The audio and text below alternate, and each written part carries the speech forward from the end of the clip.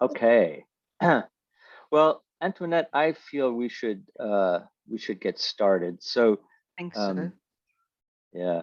So here's how this session's going to go. We have a couple of hours, and we'll certainly finish within that 2 hours. And today we're going to go more deeply into the how of evolvagility. So the last session was kind of like a summary, kind of overview, and today we're going to go a bit more into. Now, obviously, we don't have enough time to go deeply into it, but just to give a taste. And we're doing a little bit of an experiment today. So I'll be sharing my screen and Michael and I will both be talking, but so sometimes you'll see his face and my shared screen, and sometimes I don't know. We'll see how it works. It's all a mystery. So. Well, so maybe if you pin me and you, I think that way everyone will see both of us. Does that seem like a reasonable assumption? Yes. So I'm gonna pin you. Yeah.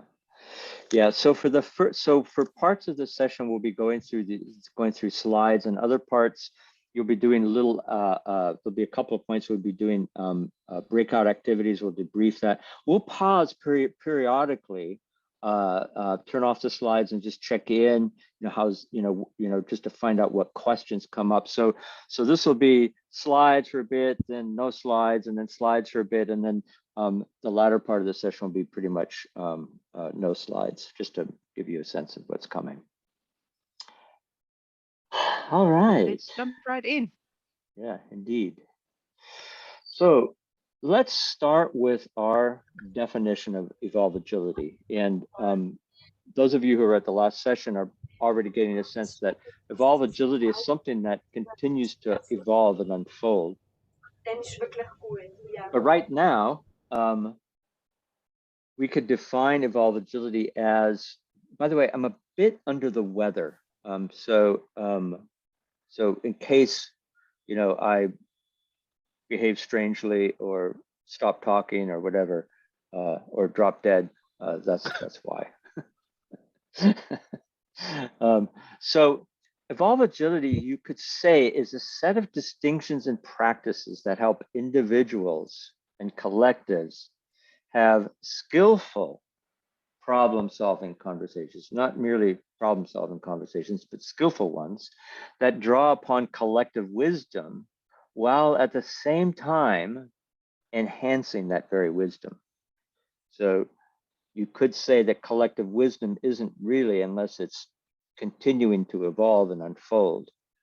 So that's our definition today of evolvagility. And this is both an individual and social activity. So this is not really about personal development per se, although that's what it is. Ultimately, the ultimate aim of evolvagility is to equip ourselves as collectives to get better, to have better sense-making intelligence, so that the decisions and actions that we engage in have more effective impact in the world. And so ultimately, this is about our impact on the world. And there's very much a deep personal development aspect, but there's also like just practices and how we work together as collectives.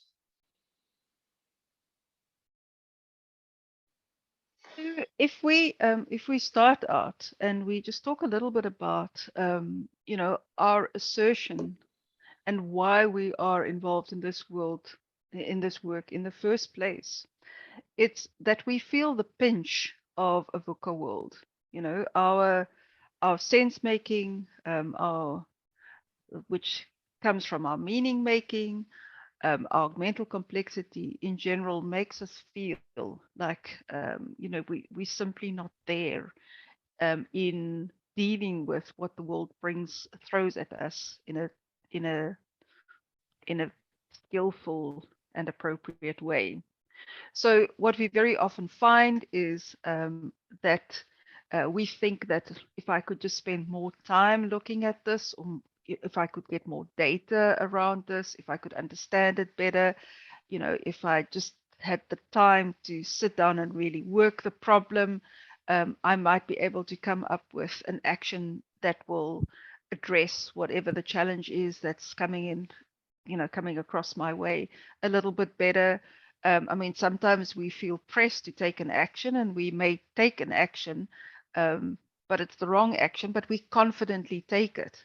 So this is what really what Robert Keegan refers to as in over our heads. For those of you that have read the book, Or so I've seen the title. Yeah, and just to say yeah, a little bit about that, that oftentimes we don't even know that we're in over our heads.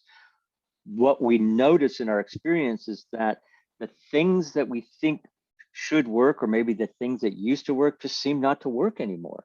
And then, so we're left, kind of baffled.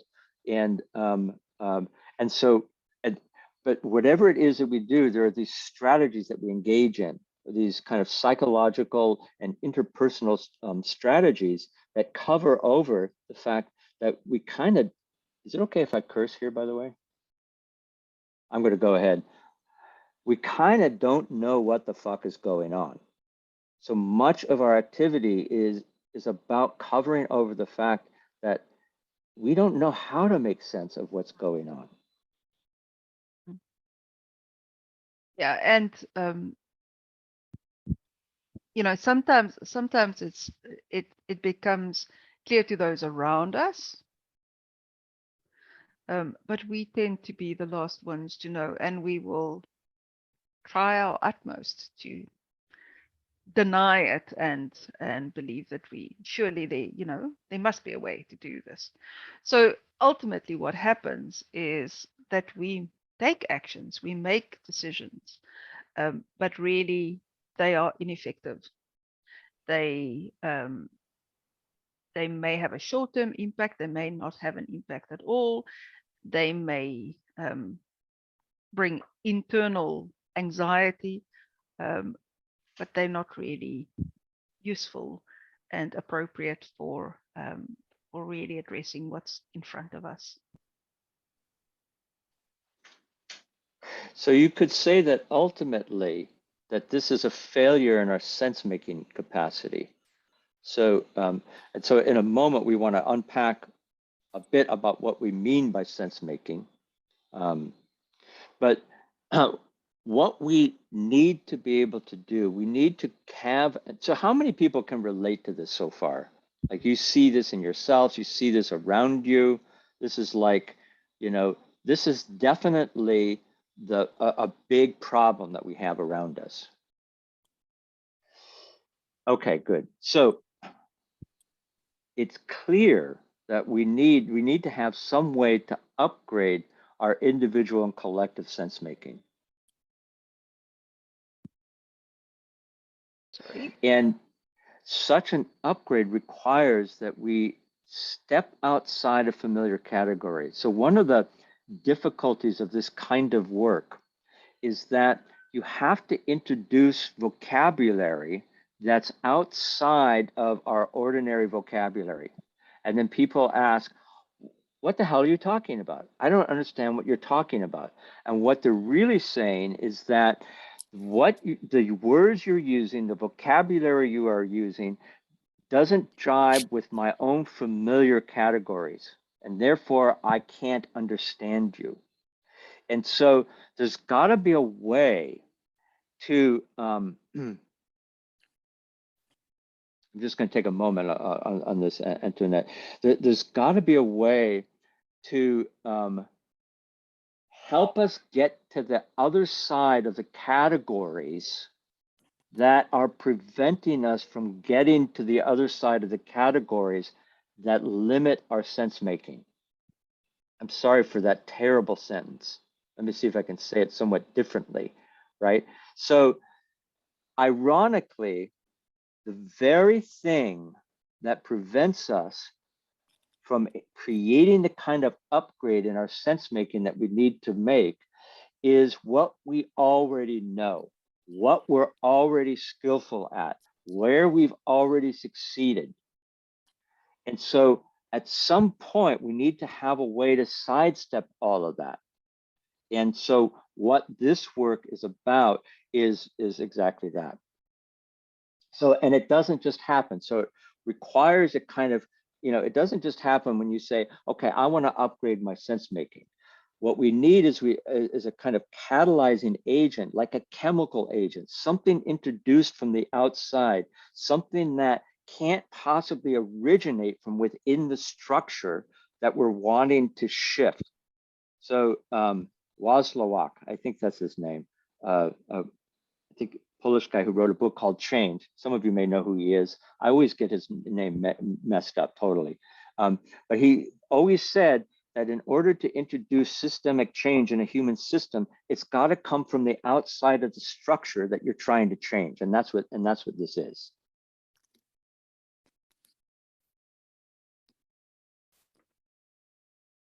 So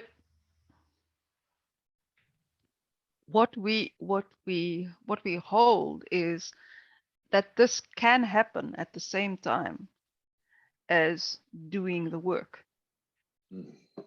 It doesn't have to happen in a retreat setting or a although there's nothing wrong with doing that as well. But we hold that this can happen as part and parcel of actually getting the work done, the very activities of the work itself. So yeah. So creating and facilitating catalyzing agents, and we're going to say what we mean by catalyzing agent in just a moment. We're going to unpack all of that, right? That's the part of our work as transformational change agents. You could think of ourselves, all of us are somehow transformational change agents. And part of our work is to introduce and facilitate these, what we're calling catalyzing agents, which are basically chemical agents that we can introduce into systems to help those systems upgrade their sense-making capability. So we're kind of setting the stage for what we're up to today, which is that we want to talk about what such catalyzing agents look like and how we might work with them. And again, today is just enough to get our, just kind of give a little bit of a taste.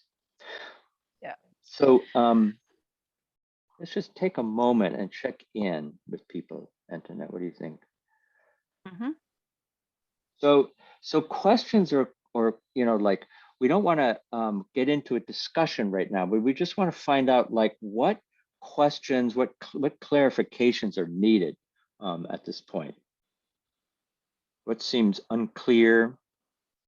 What seems really interesting? Maybe new? Again, it won't be a discussion, but we want to just have an opportunity to kind of let this soak in a bit.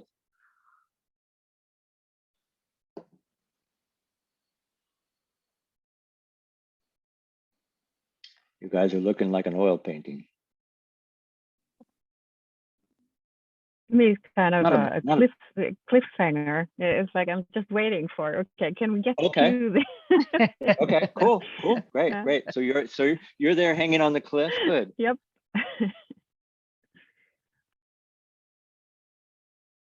Okay, I feel like there's not anything else there. I think people are. Yep. For me, it was like, or it is like raising the level, not only to working on me as a change agent, but also me working for and with change agents. Yes. Just wanted to, that's a shift in my let's say even bigger responsibility. Yeah. And it's really like working with whoever else you're working with, and like, it's not like, in a sense, what we're doing here is just adding a layer to what's already happening, what, teams or groups or whatever people are already doing. So that's a kind of an important criterion to Antoinette's point. If people have to go away to a retreat every time they need to have an upgrade in the sense making, you know how it is. You come back into your work environment, and it's like, it's like the alcoholic who has recovered, who has gotten off of alcohol, and then goes into a bar where everyone is screaming and have a drink, right? The world is going to pull you back. And so the trick is to be able to do this work in the very activity of your engagement in the world. So that's the trick here. Okay, I think we can continue. Yeah. You know, sorry, Michael, but it also reminds me that, you know, if I think about our own journey, you know, as in your and mine and the people that we have been with, that it actually, if you try and do this in a vacuum, it doesn't work. You actually need to have a quest. You know, as if you want to create that development for others, there actually needs to be something to focus their effort on. So not only is it hard to create that space for people to work on their development separately, it's kind of pointless to some extent. Yeah. Yeah, okay. And I, maybe just to add one minor point to that at some point in this work, we need to be able to address the question, so how do you do this kind of work with people who are not necessarily as prone to self-reflection as we are? Right? So so that's part of the trick of this work. This is really kind of like if we can get that, that's going to be that would be a big one. And so we'll see. Okay. Olaf. It's interesting that you say that, because I've had a conversation with the leader of one of these transformations, who happens to be my manager, and he was saying, well, this agile thing seems to be all about talking. And he was frustrated with that. Yeah. And I'm so tempted to want to get into a dialogue with you. So I'm just I'm going to discipline myself and just say, yeah, I got it. Good. Yeah. Thanks. And sometimes some kinds of talk, most kinds of talk is cheap. And some kinds of talk is not cheap. I think I'll just leave it at that. Great. Thank you. Dirk. Yeah, I want to emphasize on the same part. It is really, as you said, Michael, we are a bit already looking at that part. We have tasted at least a bit, okay, what do we need to dig into? But if we go into organizations, we need to first make them feel, see, get a taste a bit of what is there or what they don't see. And that I think it's the interesting step, and how to do that. What is this small, just following a pill, just going to an offsite or something like that? That's what they like to do. Okay, we just do this course, we just do this offsite, and then everything is fine. It isn't like that. But still get them a bit of this taste, wanting a bit more, and then more or less stepping on that one. That is really what I see in front of me, and what I think is would be really, really inspiring to be part of, or to create in some way. Yeah. And here's the short response to that, Dirk. It takes something from us. It takes something of us, right? So there's an instrument that we need to develop ourselves to become. And we're going to say something about that a little bit later. Great. Okay. Let's proceed. Okay. Hello, Trey. Good to see you. I think you joined us. There are a couple of others who joined recently. So those of you who have, welcome. I happened to notice Trey coming in. Okay. Continuing on. Yeah. So you go ahead, Michael. So, well, let's bring the slides back up, and we're gonna. So what we want to do is we want to back up again, and we're going to. That's why the slides are not up. We're going to review a little bit what we covered last time for the benefit of those who weren't here last time, and also for the benefit of those of us who, could use a little bit of a repeat hearing. So sense making, you could say, is both something that we do. So it's it's a set of activities, it's, all of that. And it's also something that we are. So it's both of these. So sometimes people might believe that this is all about how we're being. Yes, it's about how we're being, but it's also about what we're doing. And so we want to say something about that. So we have. Okay, you go. No, go ahead. So if we look at, and it's a little bit about what you have just, what you were just talking about.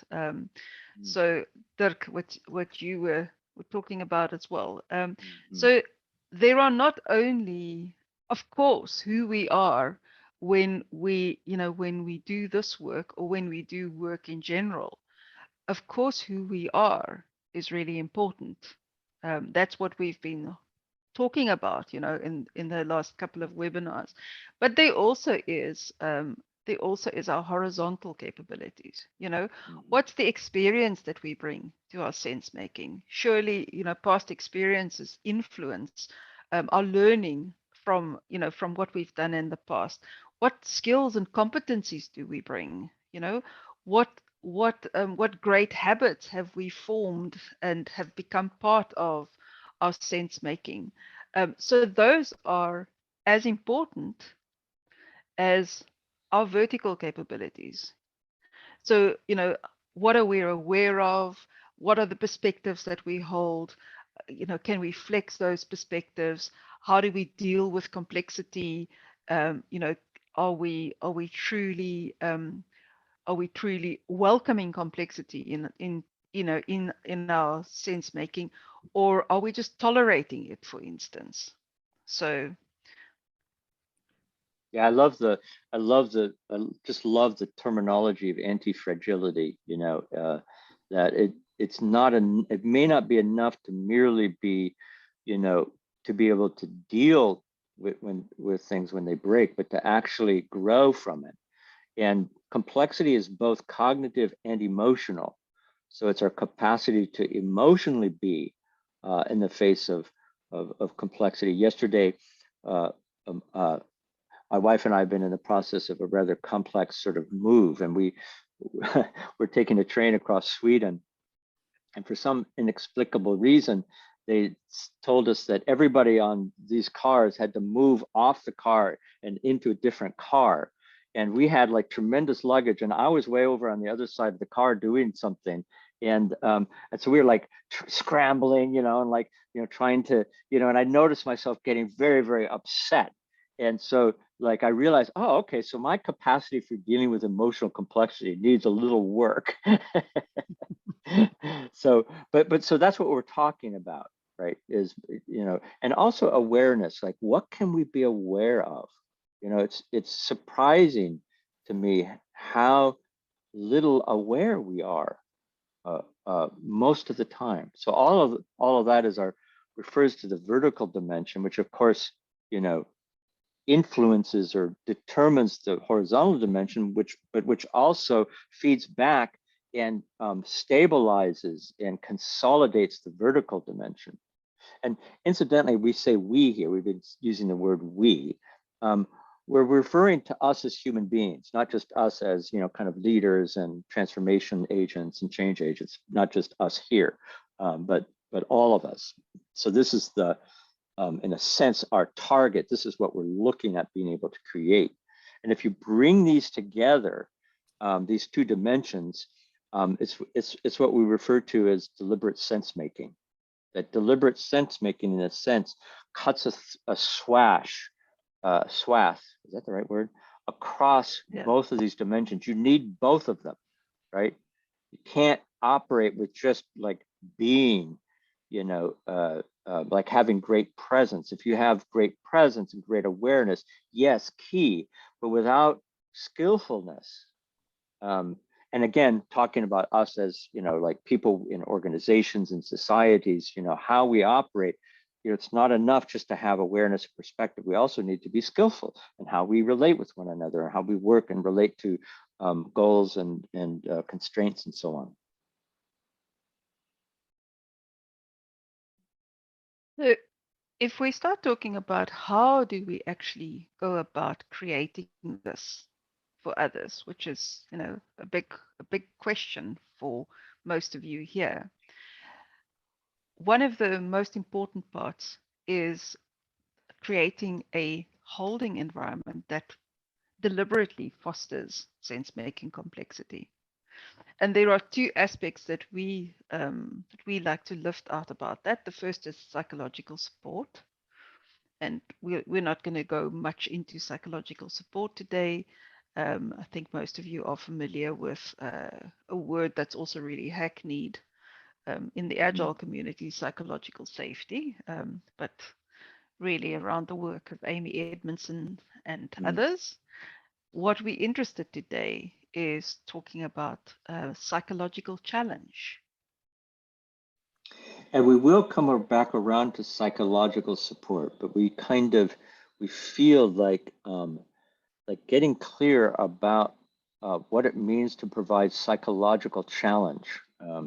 It's very different than what most people understand challenge to be. And so we want to unpack kind of what we mean by challenge and what it means to sort of catalyze a holding environment that challenges people.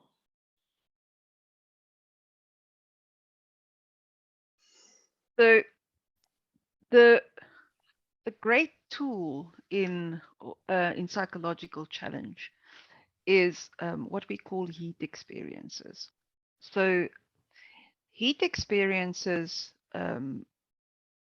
may happen for you incidentally, but what we're referring to here is a deliberately staged experience that stretches or challenges your familiar sense-making categories in order to make room for a new, more complex, more enabling sense-making category.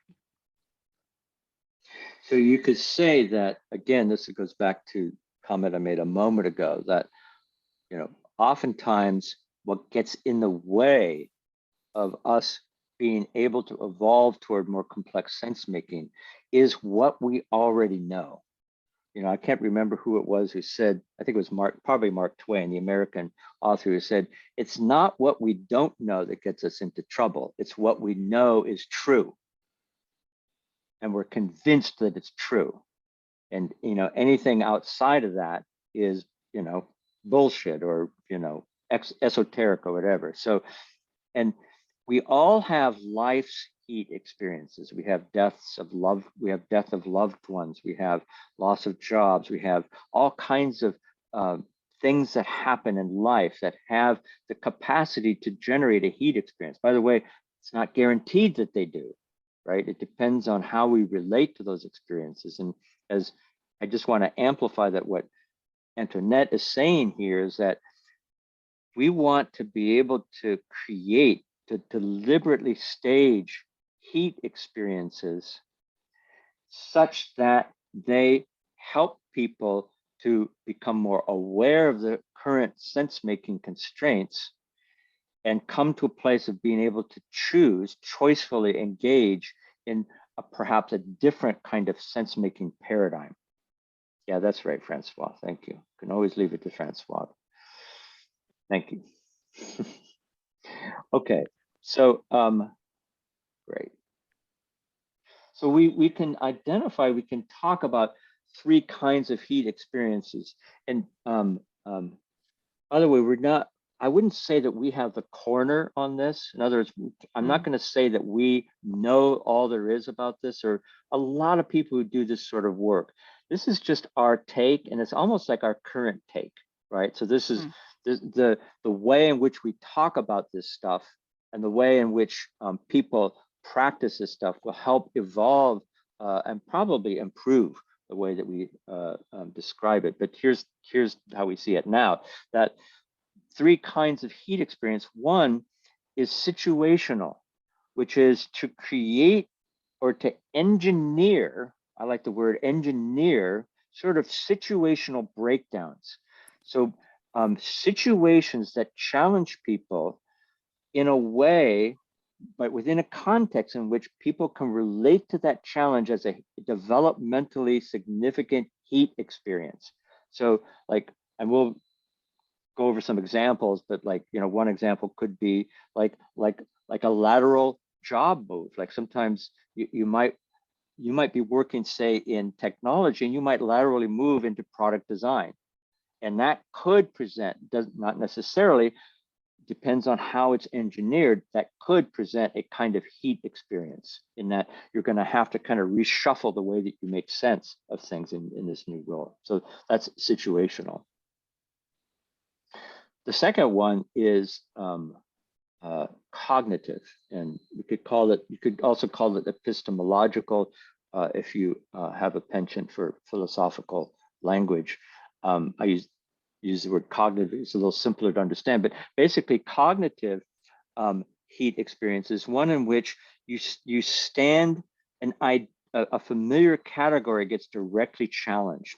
Like for instance, if you're talking with someone who is a kind of control freak, and you posit to them in a serious way, so it's got to be done in a serious way. There's a lot of other things that have to be present in order for a heat experience to happen. By the way, among the things that need to be present is psychological support. We're not going to talk about that, but that's the other dimension. It's the yin and yang. You need them both, really, right?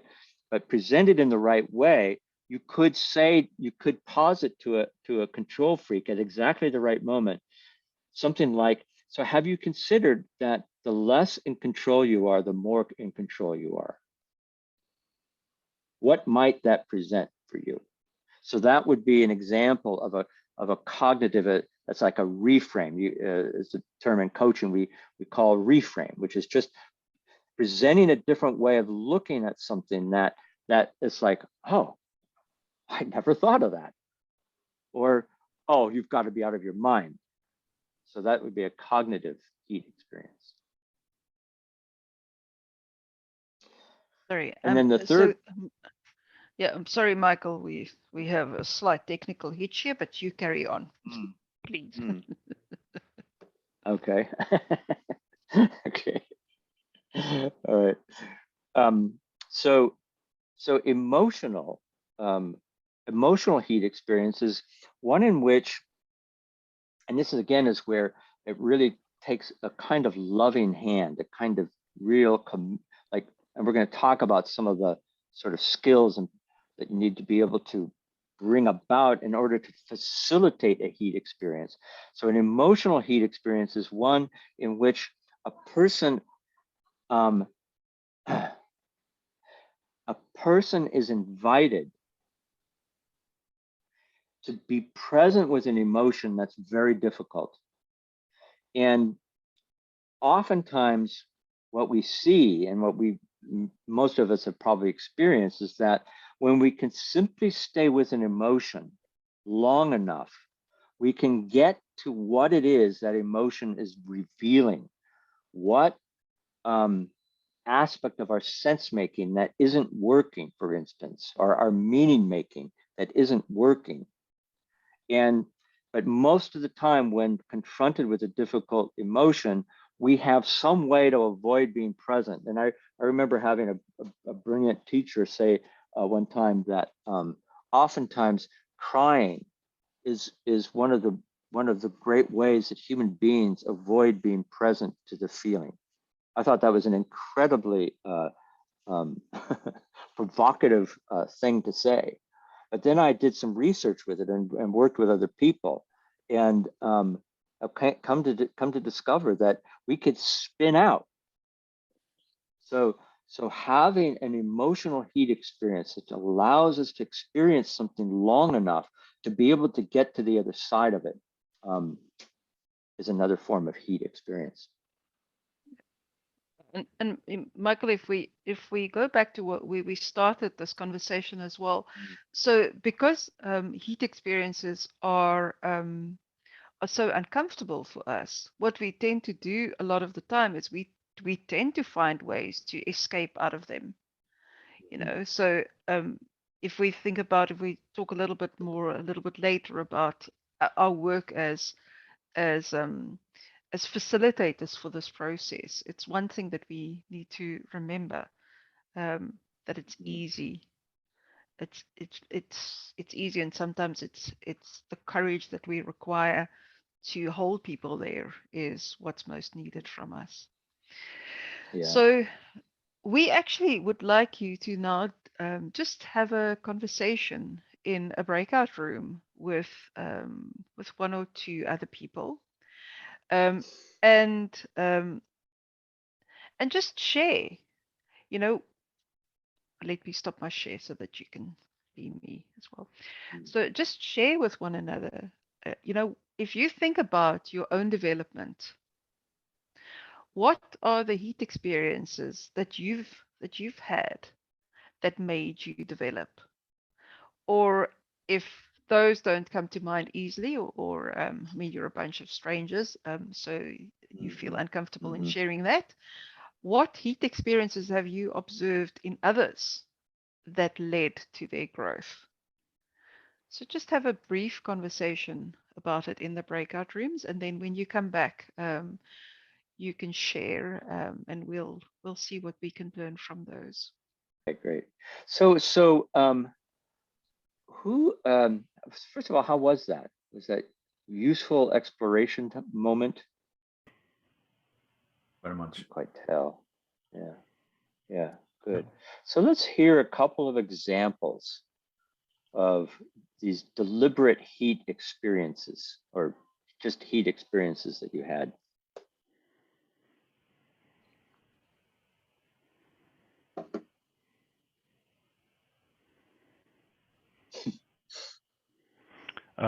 So mine happened when I was recovering after an appendix surgery when I was a teenager, late teenager.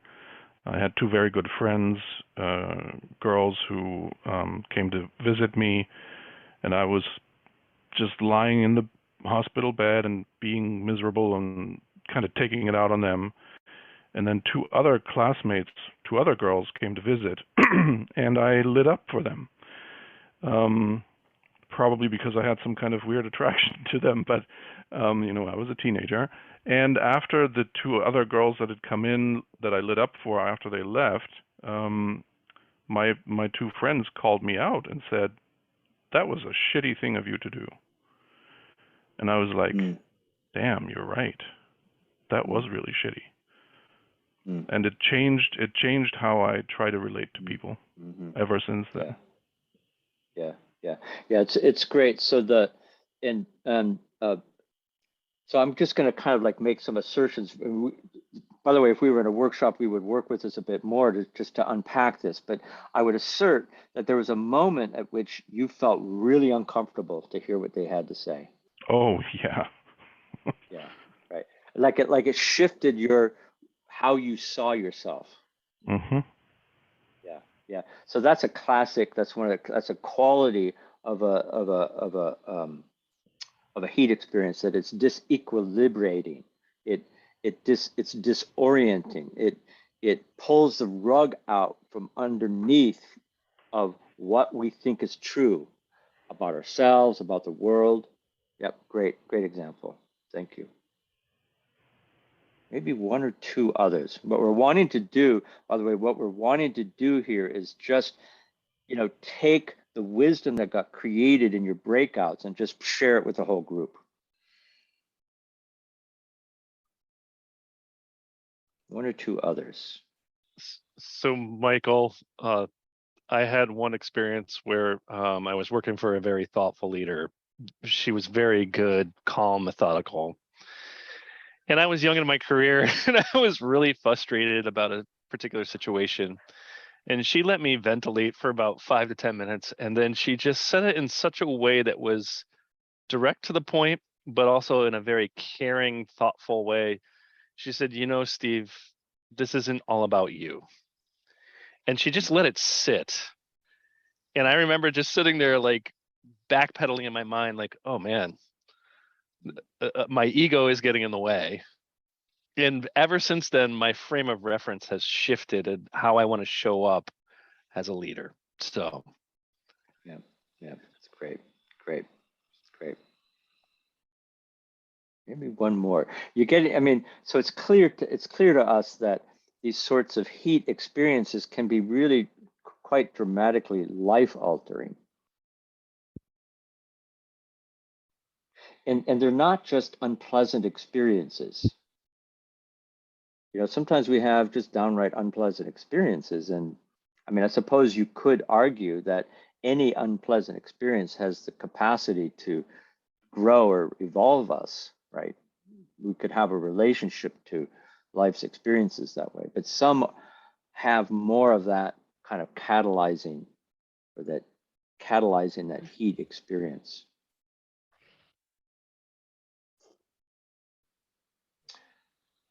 Yeah, for me, it's what I made of the our discussion is that the heat is the energy, positive or negative, that is growing in between people. And it could be a small heat, but it could grow at really something burning. Yeah.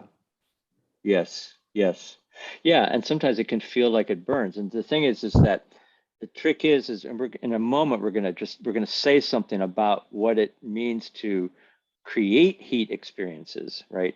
And but the heat can't be so high. So Joseph Pellegrin, that's his name. Does anyone here know Joseph Pellegrin? Anyone ever heard of him? Yeah. So he's so you probably know him. Yeah. He goes way back in the agile world, and I remember I first got this idea of heat experiences from him many years ago, like 20 years ago, and but he used this analogy: if you turn the heat up too high, it'll burn, right? You know, but if the heat's too low, it doesn't, it doesn't cook, right? So you've got to get it the right temperature. So there's a certain art and finesse. And so I think this is a great segue into, catalyzing heat experiences.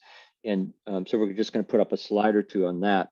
And then we'll take a break in just a few minutes, take like a brief break. So we want to introduce this term, and I don't know, I kind of go back and forth about what to call this. In the book, I called it, I think I called it a facilitative agent. And in the original research, that's what Paul Marco calls it. It calls it a facilitative agent. But right now we're calling it a developmentally catalyzing agent, because it's kind of like that chemical from the outside, or that agent from the outside of a given structure that goes in and changes something in the structure from the outside, necessarily from the outside. So you could say that a developmentally catalyzing agent is a condition, an occasion, like, so for instance, for Olaf and Stefan, it was an occasion, right? Or even a moment of conversation that promotes a heat experience, whether for an individual or a collective. So that's kind of like the simplest. So a catalyzing agent is something that promotes or brings about a heat experience for other people. So it's a facilitation move, right? You could say. All right. So the requirements, so they're basically, so again, this is from research by this guy named Marco, who did a lot of research around how do you facilitate developmental growth. That was his basic, his dissertation. That's kind of what he's known for, and it really corroborated a lot of what I have learned over the years. And there are essentially three ingredients or three requirements for facilitative catalyzing agents. Sorry. One is that it be who can say that word? Disequilibrating. Disequilibrating. All right, everybody on a count of 3, everyone say it. All right, 1, 2, 3. Disequilibrating. Yeah, you want to learn how to say that word better than I do, right? Because it's an important word. What disequilibrating means is that you shake a known category. So if it doesn't, and by the way, like a known meaning making category, so you can hear in Olaf's and Stephen's sharing that what got perturbed is something in their meaning making, the way that they were making sense of something, you know, so much so that for the most part, when our sense making isn't totally invisible, right? Things just are the way they are. I am the way that I am. She is the way that they are, right? And then something happens to shake that up and it's, wait a minute, maybe it isn't the way that it is. Maybe she isn't the way she is. Maybe I'm not the way I am. So that's disequilibrating has that quality of shaking something up in our meaning making. It's not just, doesn't just piss us off or, you know, freak us out or something like that. It's a piss off or freak out that has an impact on our meaning making. It forces us to actually look to see that the meaning making that's been there all along, but which we just haven't paid attention to, we haven't noticed. And so sometimes we refer to this as a sense making breakdown. It's a breakdown in the sense making such that it reveals the sense making that's always been there, running the show for the most part, but we don't know it. Okay, so disequilibrating. Sorry, Antoinette, so I'm just in my vernacular an oh shit moment. Yeah, it's an oh shit moment that is like, oh shit, I never realized that. Oh, you know, like that kind of oh shit, right? But it's also got to be salient. It's got to be important to us, right? So, you know, I've tried over the years taught shared sense making conversations, which I don't know if we'll get into in this series at all, but shared sense making conversations are conversations that people have together in order to reveal the collective sense making that is otherwise determining how we operate, how we make decisions, how we interact with one another, all that. But if you try to, like when you teach it, if you impose a topic, like one time I taught it, I think Jonas, maybe you were there. I taught it, and here's the topic: global climate change. Right? Is it important to everybody? Yes. Is it salient? Probably not most of the time, right? I'm sad to say, right? But check it out for yourself. It's not necessarily, it's got to, by salient, it means it's related directly to people's, you know, ongoing moment by moment concern in this moment, right? So it's got to be salient in that sense. And then finally, it's got to be something that is done, there's an interpersonal or a collective dimension to it. I can't remember what we do after this. Should we take a break, or maybe just check in and see what questions you have about this? Then we'll take a break, and then we're going to continue with this, and then we do a longer activity, right? This, Michael. Yeah. Oh, right. Oh, yeah. Oh, maybe we should do the examples, and then yeah. Okay. Yeah. Let's do the examples. Sorry about this. No problem. This is one of those moments where my being a bit under the weather is making itself present. Okay, so here's some examples, just some, you know, for those of you who like examples, a performance challenge, you know, so for instance, you know, like I worked with an executive leader years and years ago, and he wanted to bring about a kind of a heat experience for his agile teams. He had a bunch of agile teams in his organizations, and so he told the agile teams that, or almost directed the agile teams to raise their what's the word I'm looking? Velocity. Raise their velocity by X%. I can't remember what it was. But not working overtime, not without any deterioration in the quality of the code. So he set all these constraints, and it's just, but that was a performance challenge because the team had to figure out, they actually had to examine their sense making in order to figure out how they would be able to do this. So it was a very friendly but a very provocative catalyzing agent. That would be one example of kind of performance challenge. Another example would be, can't remember because it's, another one would be like switching roles, like somebody who's a really good developer who moves into a management role, right? So that's like a new environment that's going to generate all kinds of heat experiences, right?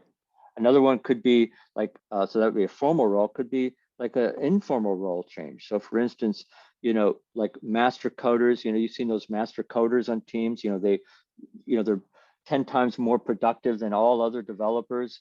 And, but to move them from being the master coder to being the mentor, to being the wise mentor. And so they actually don't do any coding anymore. All they do is mentor other coders. So that would be another example. And then there are other examples. You can just put them all up. An idea that challenges a known category. So like the example I gave earlier, a situation that challenges us emotionally. So for instance, inviting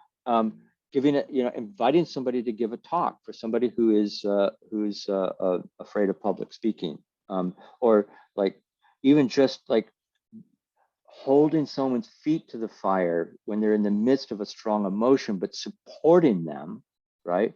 But helping them stay in that, right? So that would be, these are all examples of catalyzing agents that generate one or a series of heat experiences.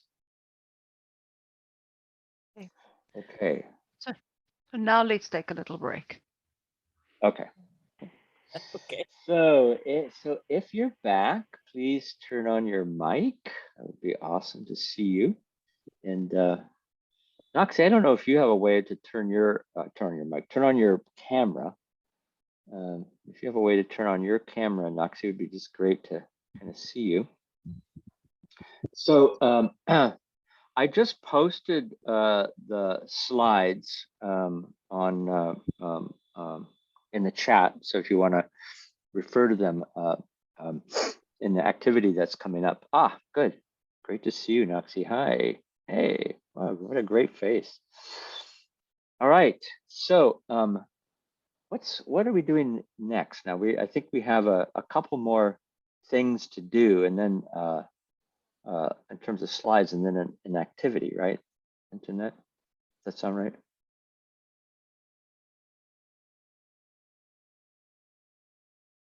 There we go. So we want to go to what this requires of you now next. We want to turn it inward. Yeah. So this has all been about, what is it we're wanting to create out there? What's the nature of the heat experiences? And, again, just to emphasize that we're just really kind of touching on some things that have a lot more depth and practice involved. But this is all about, ultimately, it's about how do we, okay, so it starts out by, wanting to upgrade the sense-making complexity, to create environments in which collectives are better able to make decisions and take action in the face of VUCA. So this is kind of like where it all started. And that the path toward that is deliberate sense-making in order to increase our sense-making complexity, right? In all of the various ways that we have discussed it. And one of the ways that you do that, so we took the avenue of challenge. So there's the psychological support and psychological challenge. And so we took the path of challenge today, knowing in the background that you can't create a challenging environment unless you also have a supportive environment. So this is the yin and yang, you need both of those, right? And in terms of challenge, one of the ways that we create challenges, we create catalyzing agents that have the effect of bringing about heat experiences, whether for individuals or for collectives.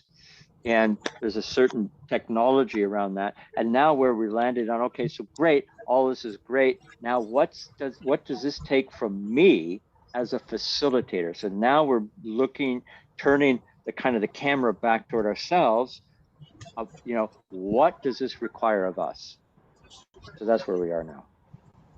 So we're going to say a little bit about this.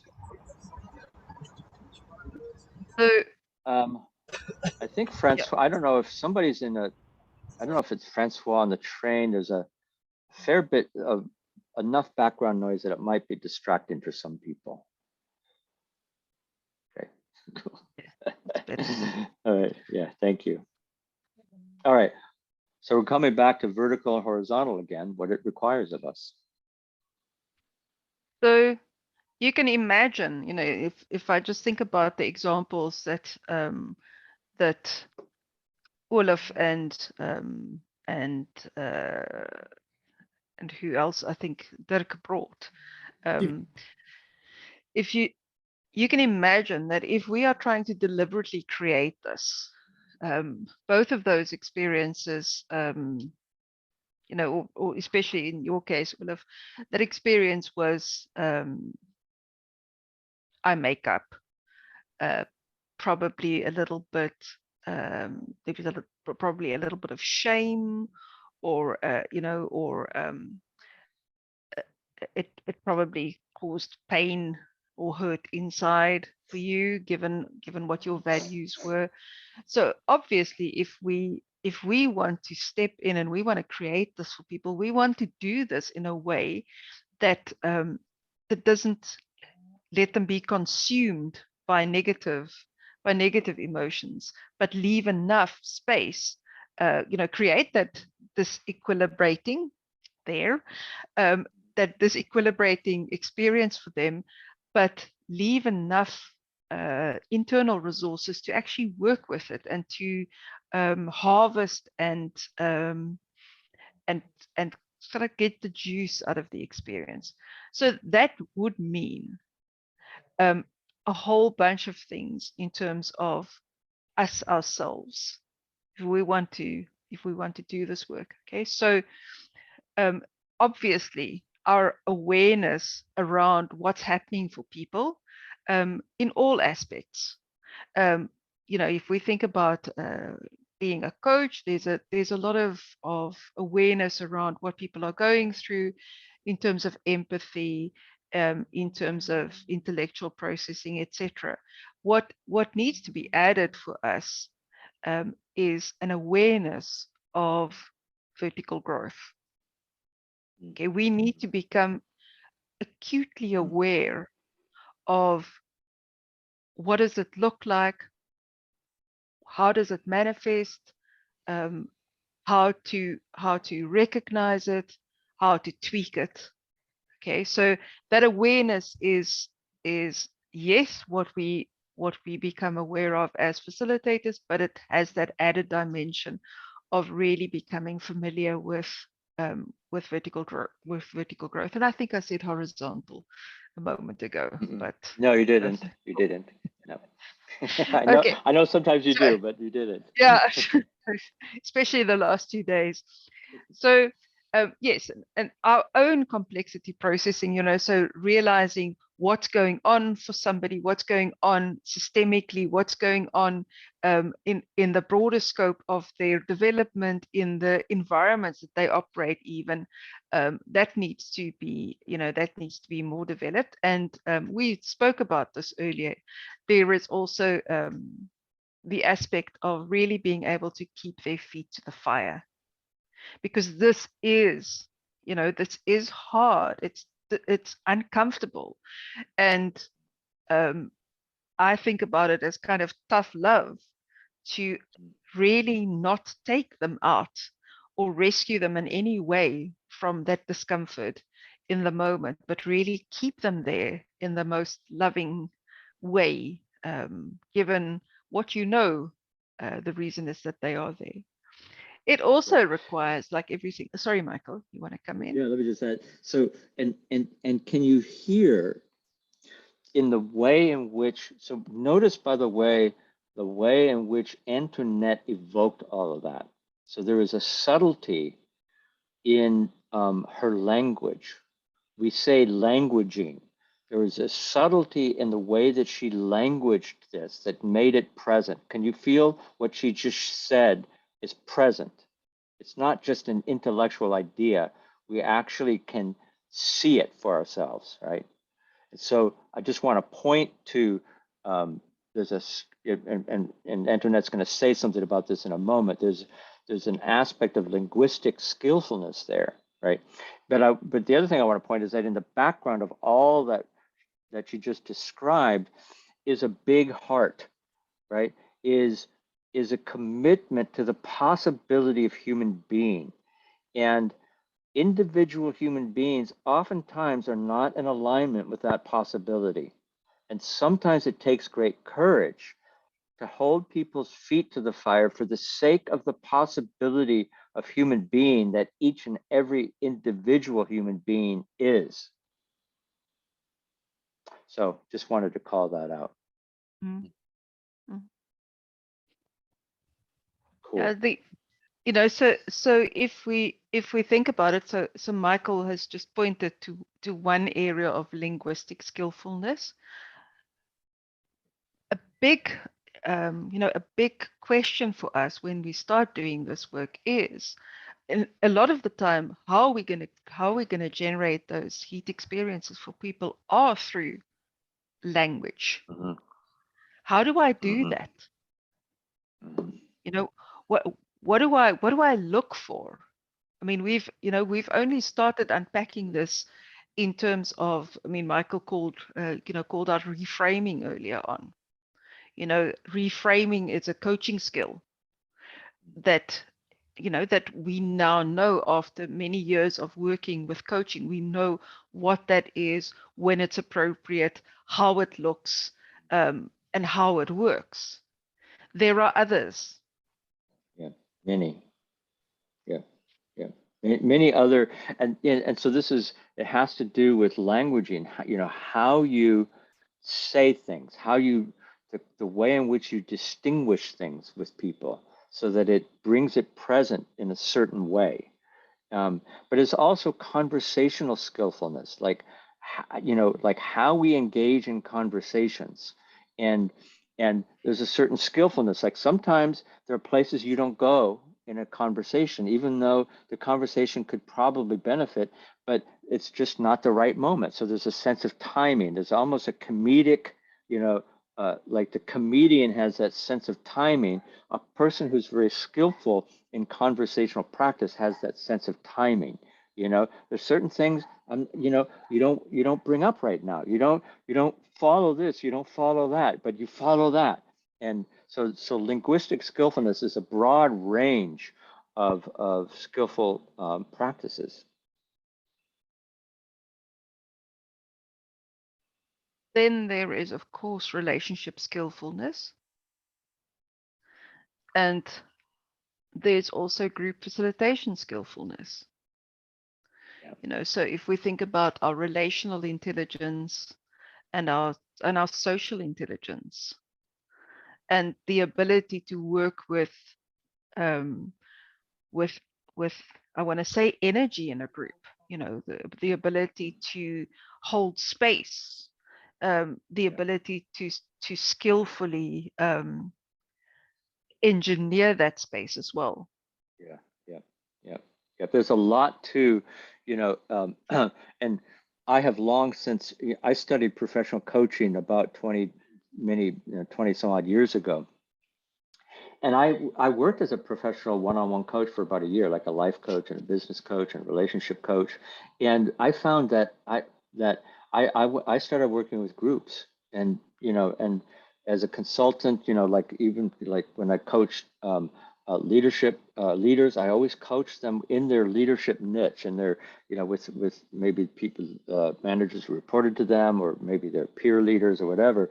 And for me, the group dynamic aspect, the group aspect of this sort of learning is really important. So having that group facilitation, I don't mean facilitation like, you know, declaring the purpose of a meeting, and not like meeting facilitation, but group facilitation, being able, as Antoinette was just saying, to be able to kind of engineer a container, a crucible, if you will, a container that allows for and even encourages, you know, certain kind of risky, but also very lovingly supportive interactions and relationships. Okay, good. So all of that is in the territory of what this requires of you. Okay, good. So some reflections or questions or thoughts about what we've just been sharing.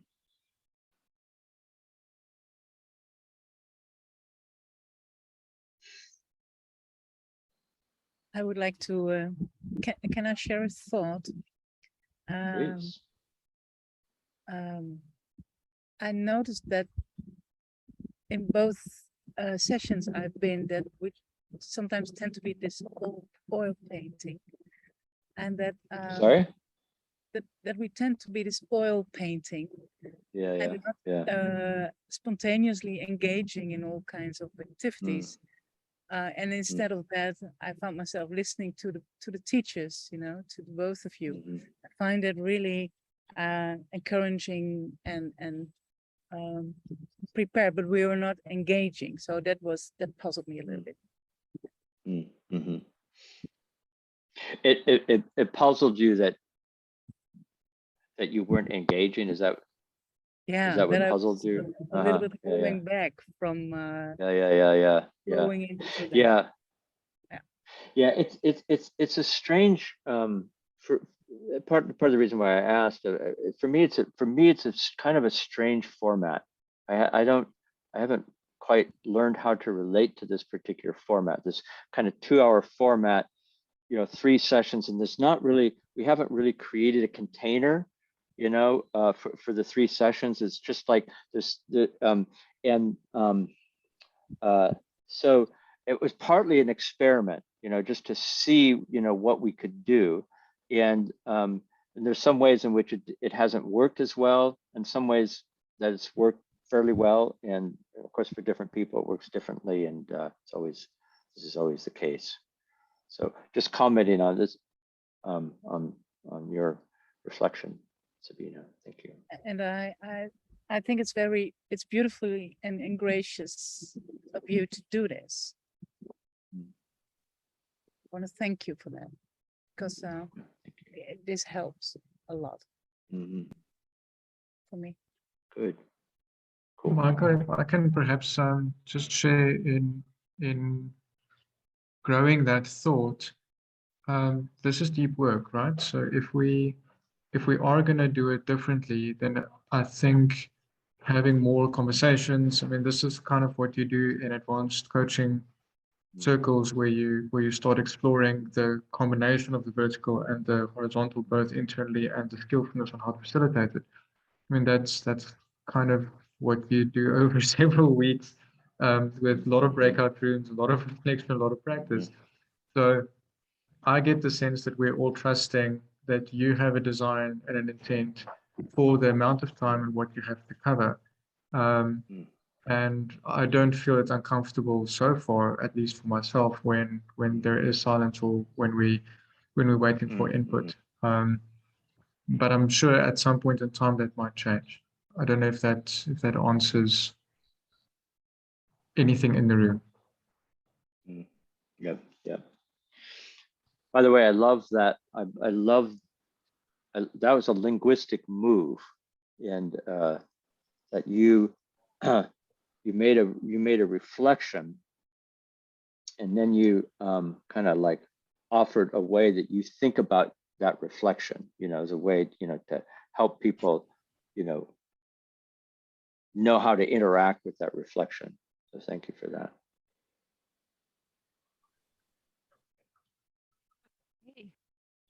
So given our time, Michael, so transparent facilitator moment, okay? So given our time, I'm I'm suggesting that we do the second, the shorter, dare I say it, slightly more challenging exercise. Next. Right. Okay. Good.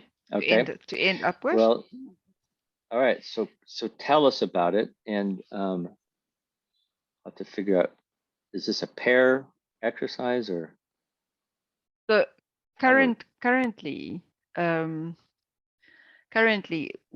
have them in threes, but you tell me. Okay. You know, Okay. so what we'd like you to do, I'm actually putting it into the chat.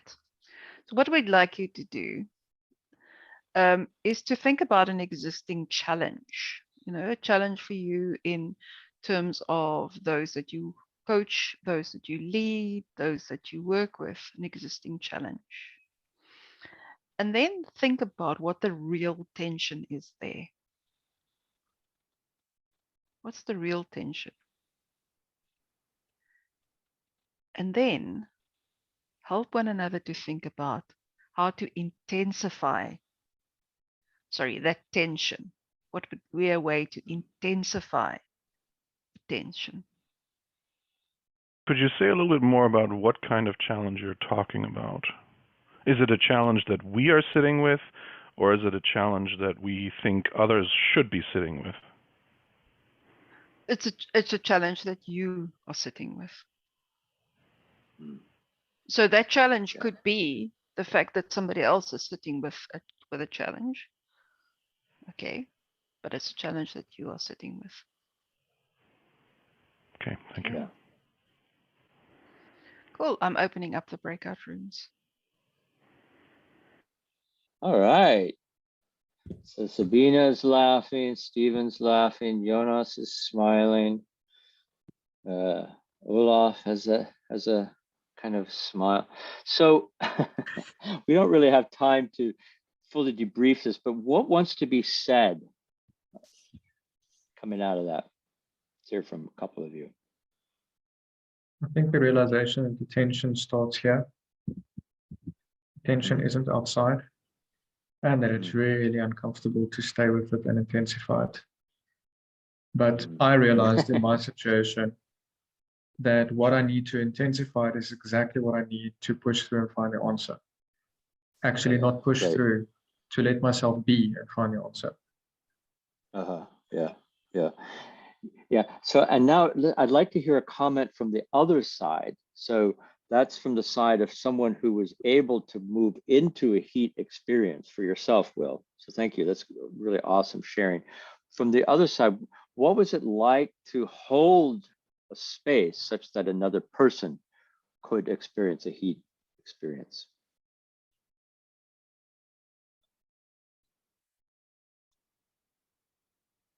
That's a little harder to reflect on, isn't it? I think in the case of our group, I think it was important for Will to ask some questions to Olaf, for instance, so that sort of by asking those questions, let Olaf feel the tension and actually feel bigger tension. And then there was a decision for him to actually stay in this tension. So holding space, yes, but also asking some questions to sort of. So if we had some time, I would work with you a little bit, Janusz, because yes, asking some questions, and so probably one of the things we should add to the things that skills we need to develop is our ability to discern, what is it that we're doing? Like to make fine discernments, like what kinds of questions? What are the nature, what's the linguistic structure of the questions such that it catalyzes a vertical kind of a moment of vertical shift, or a moment of verticality, for lack of a better word. Right. So there's some degree of discernment. We've got to be like almost like detectives in this work, because Antoinette said something that I felt was probably the key, most important thing to have heard in this session, which is This is about our capacity to catalyze vertical shifts, vertical awareness, sense awareness of the water that we swim in, like the moment that Olaf had, like the moment that Stephen had, to be able to catalyze moments like that for other people, you know, as almost as a matter of course. And part of that is to be really discerning about, okay, so what happens, you know, when that sort of shift occurs. I'm using you as a foil, Janusz, because most of us have a hard time making those discernments. I mean, it's like, that's actually part of what this work is about. Maybe time for one more person. Yeah, I'm reflecting on that curiosity, and you know, for me, it's about asking questions, about trying to get into not just what happened in the way of you know, thinking through it, but what's their perspective on it? What is their meaning making? Dive deeper. And you know, the question I like is, well, what is your perspective on that? How's that impacting you? What's going on with the way that you're thinking about this? But really, you know, do in a way that's psychologically supportive. Yeah, absolutely. It's got to come from a place of clean. You know, the more intrusive an intervention is, the cleaner it has to be. It's got to just be like crystal clear, and it's got to be clear. And this is again where linguistic finesse comes in. For instance, that, you know, I might say in that what you just said, I might say something like, what's the perspective that has you such that you see it this way?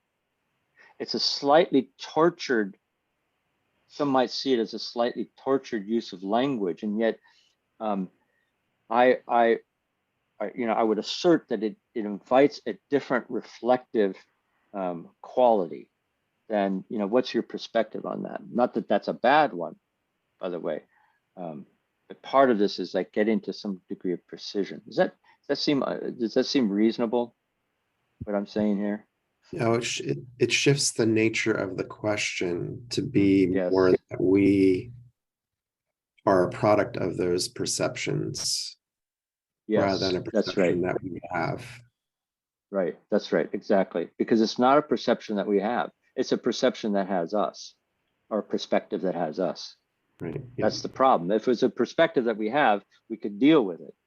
But the problem is most of the perspectives that cause us troubles are the ones that have us. We're unaware of them, and yet they have us. All right. Okay. All right. So shall we move to close? Yeah. Indeed. So I'm leaving this session, and then just a couple words just to capture what you're leaving this session with.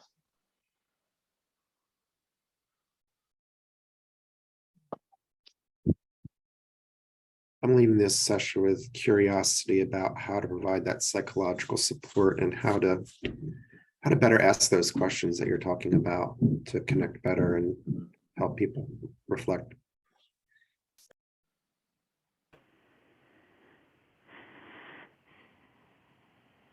I am leaving this session with some of my narratives reframed that has opened some new doors I will explore. It's not specific to this session. It's also connected to partaking in the sessions. Yeah. I'm leaving this session with a big heart.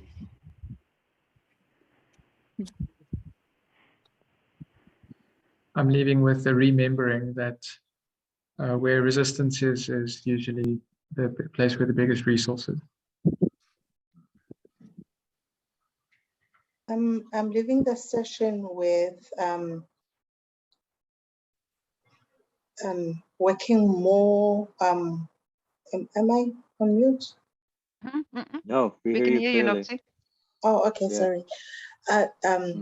With more learning more about the individuals that we work in, the language barriers that might be there. So yeah.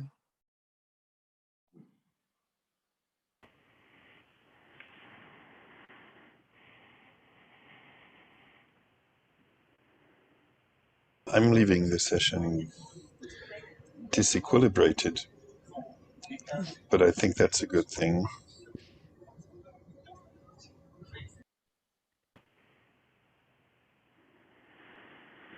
I am leaving with an intense desire for a simple recipe.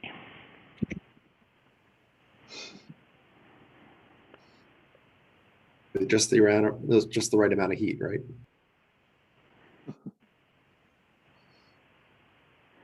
And I'm leaving a little bit like Jonas, with an impression that a door has been just opened slightly to a very big room with incredible opportunities waiting there for us to be revealed, uncovered, experienced. It's just the first taste of it that I got today.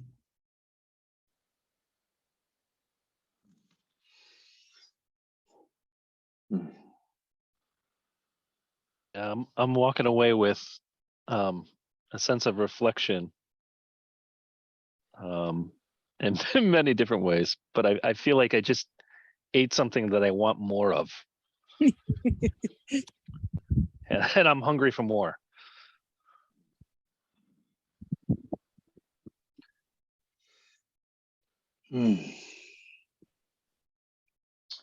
Well, I'm leaving this session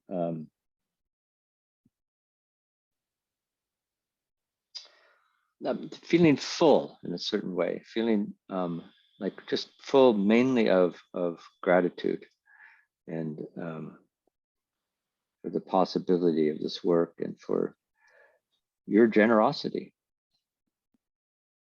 in really giving your focus and attention to this.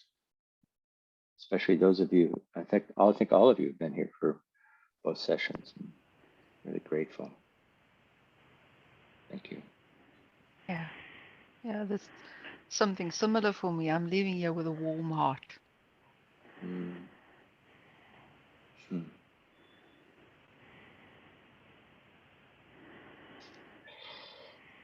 Cool. Thank you, So we'll everyone. have thank you. And just to let you know, we'll have the third session in this series, this sort of experimental series in 2 weeks.